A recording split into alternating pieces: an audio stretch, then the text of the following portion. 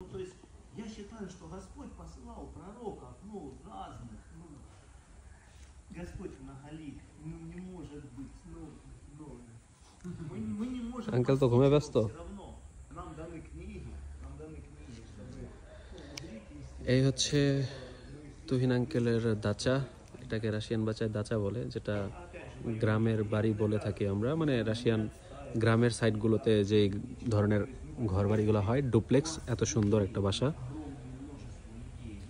So এখন হচ্ছে বিকেল টাইম, এখানে বসার জন্য সুন্দর জায়গা, আর এখানে মামার বসে আড্ডা দিচ্ছে। এখানে হচ্ছে শাসলিক করার মতো সুন্দর জায়গা আছে এখানে। আর এটা হচ্ছে দোলনা। আঙ্কেল এখানে একটু ঘুমাচ্ছে, অনেক কাজ করেছে, সো সে একটু টায়ার্ড।